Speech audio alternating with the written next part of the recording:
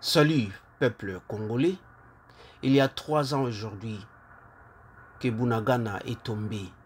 Depuis ce moment-là, beaucoup de choses auraient pu être mises en place pour éviter le pire que nous vivons déjà. Mais la course au profit et se maintenir au pouvoir pour faire encore plus de profits, même avec du war business. Voilà ce qui compte pour la majorité de nos autorités. Quand on voit les propriétés et les thèmes de certains événements qui ont lieu dans ces pays en ce moment, et c'est même depuis que Goma est tombé, on comprend à quel point nous sommes face à des dirigeants irresponsables, à un peuple irresponsable au Congo, sur le modèle copié, bien hérité du système colonial. Certains citoyens ont plus de valeur que d'autres. Voici le regard de Ekila. Avançons. Pour lui dire que c'était quand même grave que la chaîne nationale ne soit pas aux couleurs de la guerre. Qui est pas le 13 juin 2022, il y a 3 ans, à l'occupation, 3 ans que Bunagana est tombé dans le silence quasi total des autorités. Le 13 juin 2022, il y a 3 ans, après une conversation avec mon frère Lexus, je me souviens avoir contacté Patrick Mouyaya pour lui dire que c'était quand même grave que la chaîne nationale ne soit pas aux couleurs de la guerre. Qu'il n'y ait pas de signe sur la chaîne nationale que nous sommes attaqués, qu'on est en train de lutter contre des forces étrangères qui sont déguisées en pseudo-milices congolaises. Et il a dit qu'il allait s'en occuper. C'était pas la première fois que j'avais cette discussion avec lui et que je disais que les RTNC devaient absolument communiquer explicitement sur le Génocauste, sur le génocide des Congolais et cette agression étrangère. Ça veut dire qu'en juin 2022, vous aviez un pays qui vivait les génocides depuis déjà 26 ans et là qui subissait une offensive majeure. Mais quand vous regardiez dans les rues, quand vous regardiez les panneaux d'affichage, quand vous regardiez la chaîne nationale, à part les mobilisations de la société civile, des mouvements citoyens, pour essayer de sensibiliser, pour essayer de mobiliser les Congolais autour de cette question.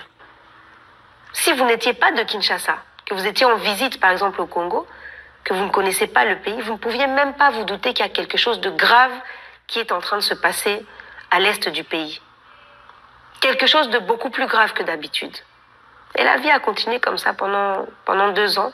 Les localités ont continué à tomber petit à petit, les unes après les autres.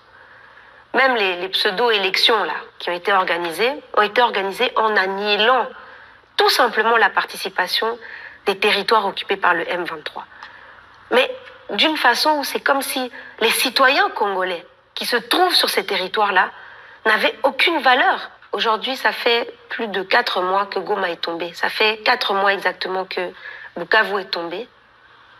Malgré les images horribles d'exécutions qui nous parviennent, des enlèvements de nos enfants, de nos frères, malgré les viols qui sont en train d'être subis par nos sœurs, par nos mamans, en particulier au niveau de Bukavu, vous voyez que à Kinshasa, Lubumbashi, on enchaîne les tables rondes, on enchaîne les colloques, on enchaîne les conférences. Voilà, c'est au rythme des champagnes, du cigare, du golf, de la Mining Week de Lubumbashi, première ville du pays, deuxième ville du pays. La semaine passée, il y a même eu plusieurs ministres qui se sont déplacés pour faire le lancement d'une fédération de golf au Congo. Je crois que vous pouvez vous imaginer que personne ne peut nous prendre au sérieux. Faisons un point sur les chiffres.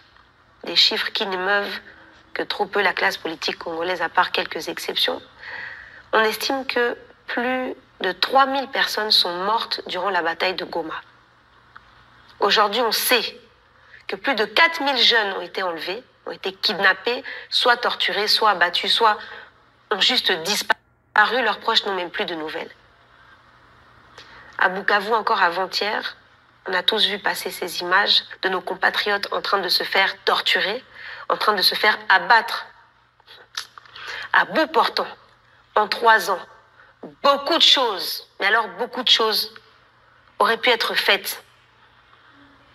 Mais toute la stratégie militaire de l'État congolais a été focalisée sur la protection de Goma.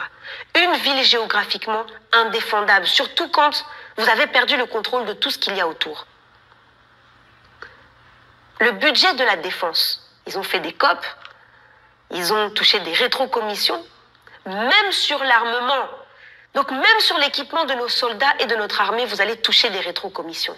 On estime que ce serait 70%, 70% du budget de la défense qui aurait été englouti par les personnes qui dirigent ce pays aujourd'hui. Et évidemment, accompagné des autorités militaires qui sont proches de la présidence. Comment est-ce que vous pouvez prétendre que vous aimez le peuple congolais quand même l'argent qui est destiné à préparer la défense du territoire, un territoire, vous le savez, vous arrivez au pouvoir, qui subit des agressions à répétition, qui altère entre haute et basse intensité constamment, qui vit un génocide depuis 30 ans, parce que nous n'avons pas une armée assez organisée, assez équipée que pour protéger nos populations. Comment est-ce que vous pouvez prétendre que ces gens-là aiment le pays et les citoyens de ce pays, quand même dans les caisses qui sont destinées à la défense de l'État, ces gens se servent comme des porcs. Et là, on n'est pas en train de parler de 5% ou bien de 10%. On est en train de parler de 70%, 70% du budget de la défense. On ne fait pas du business avec la souffrance des gens. On ne fait pas du business avec la guerre quand on aime son pays. Et voilà qu'avec tout ça, l'autre criminel de guerre, un assassin qui est animé par la répression et l'amour du pouvoir, nous fait une petite sortie en nous sortant une liste de 12 points pour redresser la situation. On connaît très bien son rôle dans cette histoire-là. Le disciple par excellence de James Kabarebe, lui qui a tellement de cadavres dans ses placards. Lui qui a réprimé en série, prenant à peine le temps de respirer entre 2 violations de la dignité et de l'humanité des Congolais. Vous voyez un peu dans quoi on est aujourd'hui ? Une personne qui se permet de poser avec un grand sourire avec les terroristes rwandais du M23 et les traîtres congolais qui les ont rejoints pour faire plus joli, plus légitime, plus crédible sur la photo. Et vous pensez que les Congolais conscients vont devoir choisir entre ces 2 individus qui ont décidé de défendre les intérêts chinois, américains, plutôt que de remplir leurs devoirs et de s'occuper des Congolais. S'il y a 2 camps, c'est pas entre Tshisekedi et Kabila. Les 2 camps, c'est d'un côté ceux qui défendent les ennemis de la nation en acceptant d'être aux ordres de puissances néocoloniales, de puissances étrangères, impérialistes, dont ils vont servir les intérêts comme des esclaves sans dignité. Et de l'autre, ce sont ceux qui sont dans une démarche de souveraineté, de souverainisme, de souveraineté économique, politique, de souveraineté alimentaire. Ça fait 3 ans que nos compatriotes de Bunagana vivent sous occupation, 3 ans que Bunagana est tombé dans le silence quasi total des autorités.